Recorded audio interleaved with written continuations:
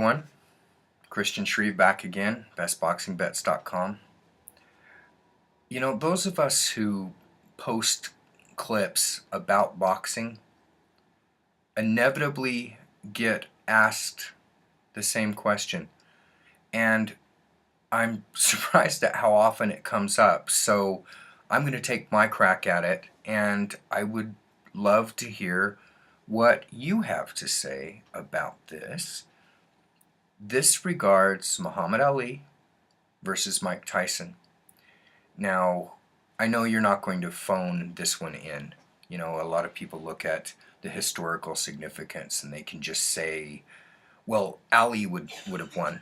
So let's take a moment and let's break this down and do what we do best. The truth is that during Mike Tyson's very short reign, in which he experienced any sort of peak at all, he was one of the most dominant fighters of all time, especially at heavyweight. I mean, he was a 215 to 20 pound version of Jack Dempsey, except with more finesse. And those of us who follow the game know this about him. Now, let's talk about the Ali that couldn't have beaten Mike Tyson. I believe that the Muhammad Ali of the 1970s would not have stood a chance against Mike Tyson if he chose to utilize the rope-a-dope. If you can't see the punches coming, you can't defend yourself, and I don't think he could wait out Mike. You know, those of us who are really into this know that the statement that Mike Tyson would just fold anytime he met resistance is complete untrue. Completely untrue when you look at his record against big man on his initial reign.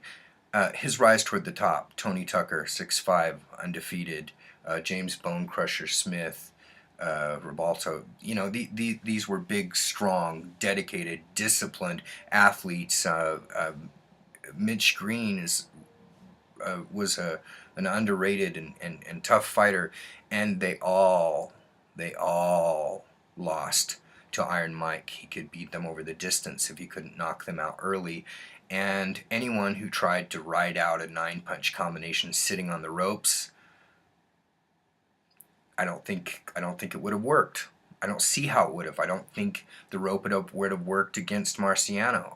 I know it wouldn't have worked against Dempsey, and I'm absolutely positive it wouldn't have worked against Joe Louis especially. So he couldn't have pulled that off. I don't think he would have tried. Now, if we're not talking about the peak Tyson, it doesn't make any sense to talk about this, because when you get to mind games, no one was better than Ali, and no one was worse at dealing with them probably than Tyson. I mean, he could manipulate, but his temper and lack of maturity were easily exploitable. So let's talk about them at their best. Ali in the 60s was an untested commodity through the decade in terms of his chin. It was dropped a couple of times, but for the most part, it was because no one could connect with it. Not solidly, and if so, very rarely. And so they didn't know at the end of the decade whether or not he had a good chin, which was most interesting, the mark of a dominant champion.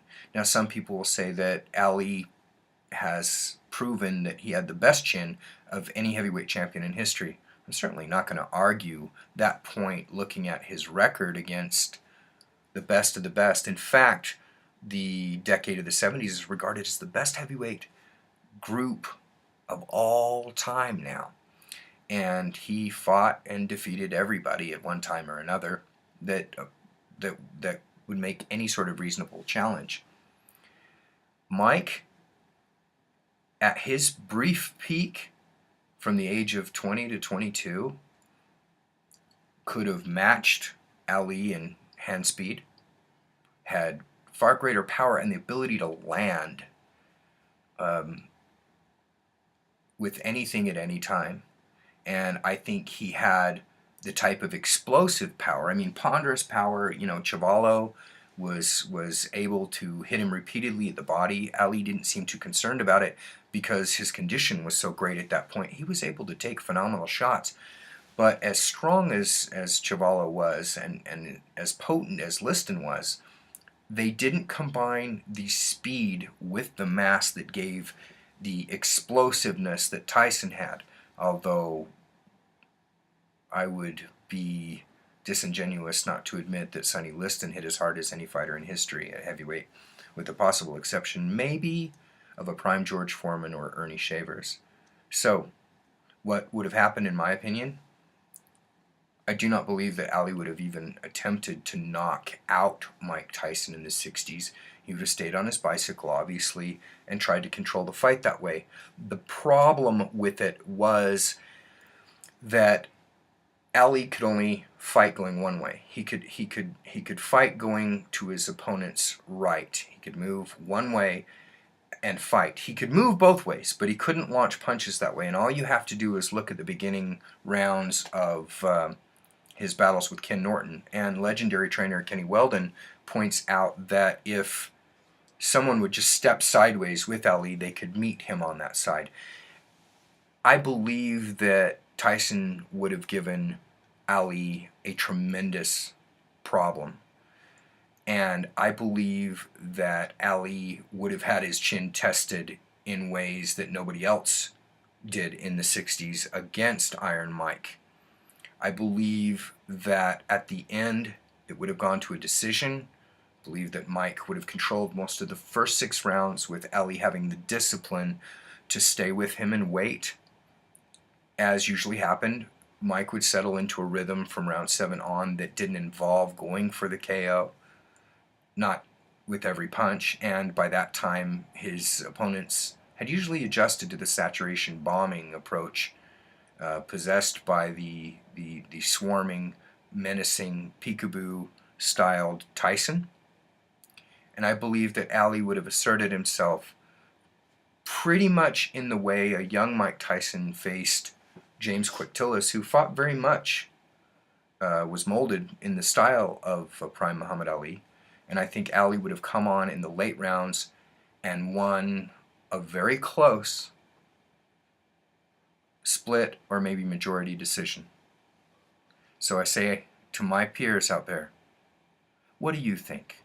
What do you really think? Not what people are writing that you're supposed to think, or just that you're supposed to give Ali the nod without thinking.